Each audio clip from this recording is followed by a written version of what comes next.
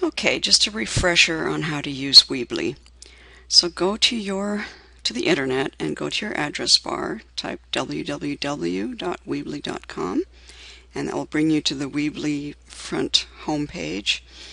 And then from here you need to log in, so click login and type in your username, which is probably your email address, your password, log in. Once you're here, you will see the sites that you've created, and you can just click edit to get into your site so we can edit it. And you'll come to the front page of your site, and here to add other items, we can create a new page. But to create these items, all these options are here. So you can have an image with text, which is what this is, or you can put in a slideshow, or you can put just a picture. This was a theme that I chose. You can choose themes when you click design. If I click design, it gives you some options of different themes, and here you can click change themes. Okay, but I don't really want to do that, so I'm going to go back to the build.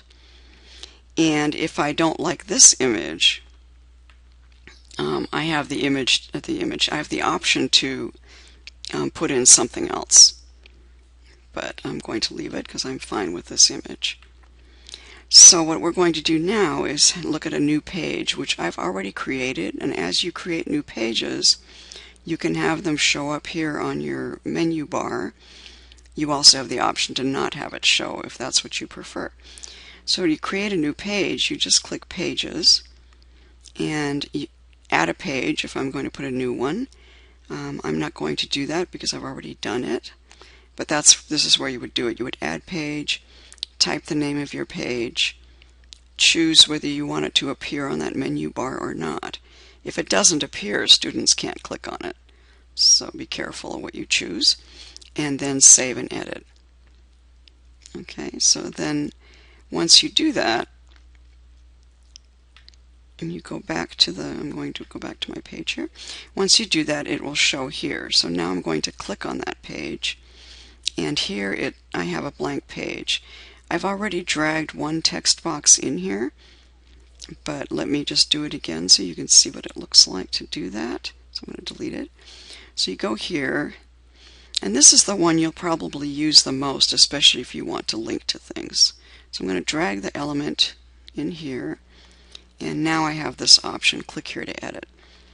So I'm going to click there, type, I've already looked at what I want to link, so concentration game. Okay, so I know that there's a game that I have, sorry that came up, a game that I've already found, so I'm going to go over to my Jefferson site, and this is health. And come down a little bit, and here's a matching game that I want to do. So all I do is go up to the bar here, highlight this link, click Control C, as in cat, Control C, go back to my site, highlight this body concentration game, go to the link button. I'm going to create link, and use Control V to paste. V as in Victor. Control V to paste, and click Open Link in a new window. This is so that students don't end up accidentally leaving your site when they close the game. And then click Save. Okay, so I would like to also add a handout, so I'll show you how to do that. So let's grab another text button here, and let that come, and now here's another, click here to edit. So I'm going to just call this, this was just to see, whoops, this is just a vocabulary handout that I have here just to show you how it works. If I can type, we're good. Okay, YouTube vocabulary. So again, same procedure, highlight it, go to your link button, and now what I want is I'm looking for a file to upload, so I'm going to go click that, and upload a new file. Alright, and this is where it is, so I just double click on this. You can click on it once and click open, or double click and it'll automatically open and upload. Okay, so there it is. So I have these two things that students will be able to link through. So let's test them. So the first thing to do is publish, which is in Weebly is the same as save. So I'm going to publish that. And when you publish, you always get this box and it asks you to continue. Ignore that, because if you continue there, what they want you to do is buy an actual domain name. You can do that, and when you do that, it won't, your link won't be, .weebly.com. You can make it your own.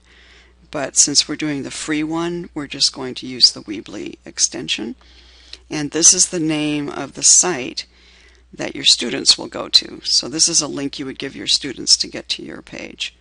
So I'm going to click on that so you can see what it looks like. And here we can test it. So here's the front page.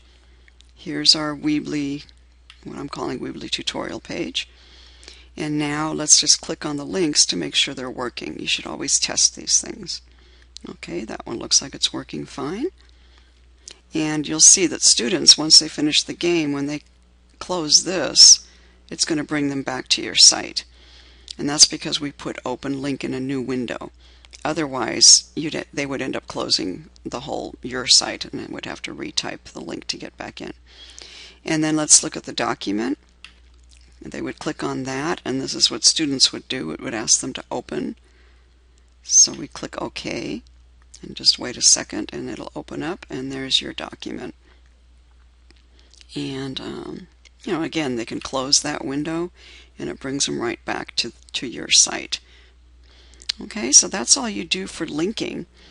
I'm going to go back to the home page, and that's what it looks like in the front. And then if we go back to our editing page, just click X to close that window and you're back in your editing window.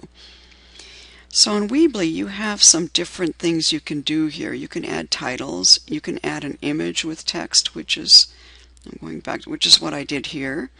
And then you can wrap the text right around that box. You can put just an image, you can put a slideshow. We did the contact form, but you can do a contact form here so that students would just be able to email you. It says click to edit, so this is where you would edit your contact form. And if you go where it says form options, this is where you can put whatever you want to call the form, and then what email address you want to put, so that when students fill in this form, it will go to you at this email address. Okay, and other than, you can put in a map, which I did down here just for fun, and you put where you are. And then all these things I have below here are all what I showed you before, links to different activities, and I did it the same way that I showed you before. So hopefully that helps, and that's a little bit about linking in Weebly.com.